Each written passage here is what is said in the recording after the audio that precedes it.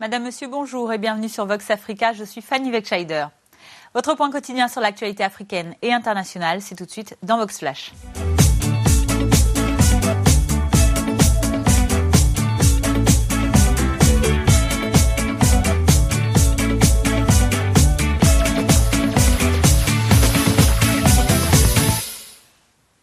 Ouvrons notre journal de ce 28 avril au Togo. Hier, le pays fêtait le 56e anniversaire de son indépendance. La célébration a été marquée par un grand défilé militaire. Toutes les composantes des forces armées togolaises, aussi bien militaires que paramilitaires, ont donc défilé. C'était sur le boulevard de la nouvelle présidence. La parade s'est déroulée en présence du chef de l'État togolais, Faure Gnassingbé, ainsi que d'autres responsables politiques et de l'opposition. Le grand absent des festivités, Jean-Pierre Fabre, le chef de file de l'opposition, avait annoncé quelques jours plus tôt qu'il n'assisterait pas aux manifestations officielles.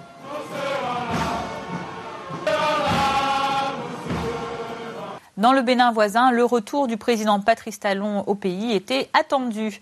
Après une absence d'une douzaine de jours, le chef de l'État est arrivé hier. La société béninoise attendait avec impatience que M. Talon s'explique notamment sur l'une de ses déclarations faites mardi soir au cours de sa visite de courtoisie et de travail en France à l'Élysée. Le président béninois a déclaré, je vous le rappelle, le Bénin est comme un désert de compétences. Une phrase qui a suscité la polémique et beaucoup de commentaires sur les réseaux sociaux, ainsi que dans les discussions entre les cadres de l'administration publique. D'aucuns estiment que c'est à la limite de l'injure à l'intelligentsia béninoise. Et dès son arrivée à l'aéroport de Cotonou, Patrice Talon a donné un point de presse. Le président du Bénin a tenu à repréciser sa pensée et en a profité également pour annoncer les retombées directes de ce tête-à-tête qu'il a eu avec le président français François Hollande. Écoutons M. Talon au micro de notre correspondant Romuald Vissot. J'ai évoqué avec le président Hollande, dans le cadre du programme d'urgence, la nécessité pour nous de résoudre rapidement le problème de formation qui se pose à notre administration, de compétences. Tout le monde sait que notre administration se dégarnit. Un grand nombre de nos cadres, de nos compétences sont admis à la retraite.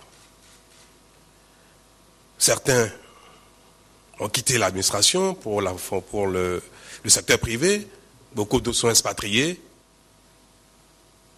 Et dans quelques domaines assez spécifiques dans lesquels nous aurons besoin de compétences internationales, si nous ne les avons pas auprès de nos compatriotes, nous n'aurons pas de complexe à solliciter l'assistance technique. Je précise bien dans quelques domaines limités.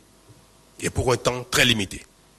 Et d'ailleurs, le président français n'a pas manqué de s'engager tout de suite envoyé à Cotonou une mission, ce qui s'est déjà prévu, mais il a décidé de renforcer cette mission qui va arriver à Cotonou dans quelques jours, je crois dans une dizaine de jours, pour une séance de travail, afin d'apprécier nos besoins. 7 morts au moins, c'est le bilan d'une attaque au Nigeria. Des hommes armés soupçonnés d'être des éleveurs Peul ont attaqué Nimbo, un village d'agriculteurs de l'État d'Enugu situé dans le sud-est du pays. L'assaut a eu lieu lundi au petit matin, mais les faits n'ont été rapportés qu'hier. Outre les personnes décédées, on compte également 6 blessés. Les assaillants ont aussi détruit la maison d'un pasteur. Le bilan diffère en revanche du côté des médias locaux qui, eux, recensent de 20 à 48 morts et des dizaines de blessés, ainsi que la destruction et la crémation de nombreuses fermes et habitations. Le porte-parole de la police locale indique qu'une enquête a été ouverte pour établir les causes de cette attaque. Les forces de sécurité ont depuis sécurisé la zone et le calme serait revenu. Cette dernière attaque serait la résultante d'une affaire de rivalité pour des droits de pâturage. Les agriculteurs accusent en effet les éleveurs Peul de vouloir s'approprier leurs terres, tandis que les nomades, eux, se disent victimes de discrimination et privés de leurs droits fondamentaux, notamment l'accès aux terres, à l'éducation ou encore aux responsabilités politiques. Du président Abdelaziz Bouteflika, de nouveau questionné. On vient d'apprendre que le chef de l'État algérien, déjà affaibli, vous le savez, par des ennuis de santé, s'est rendu dimanche à Genève pour effectuer un contrôle médical périodique, le terme utilisé par la présidence algérienne dans son communiqué. Pour rappel, M. Bouteflika, qui est âgé de 79 ans, avait été frappé d'un accident vasculaire cérébral en 2013 et depuis, il a effectué de nombreuses visites médicales à l'étranger. L'attaque qui a amoindri les capacités de mobilité et d'élocution du président le contraint aussi désormais à se déplacer en fauteuil roulant et à travailler depuis sa résidence de Zeralda. La santé de M. Bouteflika et donc son habilité à gouverner est un sujet très sensible dans son entourage.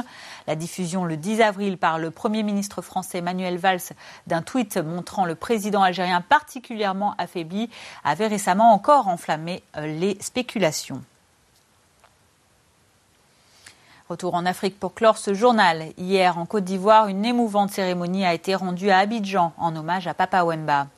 La cérémonie qui a eu lieu avant les funérailles de l'artiste qui ont eu lieu à Kinshasa a vu la présence de très nombreuses personnes. C'est sous les applaudissements nourris que le cercueil du musicien congolais décédé sur scène à Abidjan dimanche est apparu hier. La veuve de Papa Wemba, Maman Amazon, est apparue abattue alors que les mélodies de l'artiste étaient jouées au cours de cette cérémonie. Outre la famille et les proches du chanteur et icône de la SAP, était également présent le Premier ministre ivoirien Daniel Kablan-Duncan, entouré par des membres de son gouvernement. De nombreux fans anonymes ont également pris d'assaut la salle de l'Ivoseb de Trècheville, un quartier populaire d'Abidjan. La dépouille du roi de la rumba congolaise sera rapatriée ce jeudi dans son pays natal, la République démocratique du Congo. L'ancien président ivoirien, Henri Konan Bédié, parrain du festival des musiques urbaines d'Anoumabo, dans lequel est décédé Papa Wemba, était également présent, notamment aux côtés d'Assalfo, le leader de Magic System et organisateur de ce festival. La cérémonie devait se poursuivre jusque tard dans la soirée hier avec un concert notamment d'hommage à Trècheville. Écoutez le ministre de la Culture de la Côte d'Ivoire. Un artiste meurt pour être encore plus grand. Papa Wemba, le monde est désormais plus grand que vivant. Et restons en Côte d'Ivoire pour terminer ce Vox Flash. Un vaste programme d'éducation a été déployé, vous allez le voir, pour lutter contre l'exploitation des enfants dans certaines plantations de cacao. Reportage au cœur de ce pays, premier producteur mondial de cacao. Des enfants à l'école plutôt que dans les plantations de cacao. C'est le programme mis en place par la Côte d'Ivoire pour lutter contre le travail des mineurs. Premier producteur mondial de cacao avec 35% des parts de marché, la Côte d'Ivoire souhaite redorer son image, quelque peu écornée par la présence d'enfants dans ses exploitations agricoles. Depuis 2011, près de 155 collèges et 18 000 salles de classe ont été ouverts ou rénovés. Depuis qu'il y a l'école, aujourd'hui, ces enfants-là, chaque jour, viennent à l'école. La première année, en 2013, on a eu un grand effectif au CP1, la première classe. Des grands enfants qui n'allaient pas de 10 ans, qui n'étaient pas là à l'école, on a réussi à les rattraper en les empêchant ainsi d'aller au champ. Selon un rapport de la Fondation Initiative Internationale pour le Cacao, entre 300 000 et 1 million d'enfants travaillent dans les plantations ivoiriennes. Pas ou peu payés, ils viennent souvent des pays voisins pour transporter des charges lourdes, pulvériser des pesticides ou abattre des arbres. Une situation inquiétante qui a poussé le gouvernement ivoirien à mettre en place un plan d'action national et débloquer près de 20 millions d'euros pour assurer l'éducation des enfants. L'avènement de l'école est un point important dans l'élimination des travaux des enfants, puisque une fois que l'enfant est à l'école, régulièrement à l'école, il ne peut pas avoir le temps d'être au champ, donc on ne peut pas faire des travaux difficiles. À Goboué, la petite école a changé les habitudes de ses 1300 habitants, majoritairement producteurs de cacao. Les enfants sont là, mais comme la loi le dit, c'est la loi qui le condamne. C'est condamné aujourd'hui. Moi, à l'époque, quand j'étais tout bébé, à l'âge de 5 à 6 à 10 ans, j'ai parti au champ mon papa. Mais aujourd'hui, non. Moi, mes enfants ne vont pas au champ avec moi. Les enfants, je les ai tous mis à l'école. Et c'est moi qui vais travailler avec ma femme au champ, avec mon petit frère et mon grand frère. Interdit en Côte d'Ivoire, le travail des enfants est passible de peine d'emprisonnement. Entre 2012 et 2014, 23 personnes ont été condamnées. Mais dans les milieux ruraux, la tradition se perpétue et l'enfant est souvent considéré comme le futur remplaçant du père dans les champs. Mais les mentalités évoluent, à l'image de l'école de Goboué, qui accueille désormais plus de 220 élèves. C'est la fin de ce Vox Flash du jeudi 28 avril. Merci à vous de l'avoir suivi. Je vous retrouverai avec grand plaisir demain vendredi pour votre point quotidien sur l'actualité. En attendant, je vous souhaite une excellente journée. À bientôt sur Vox Africa.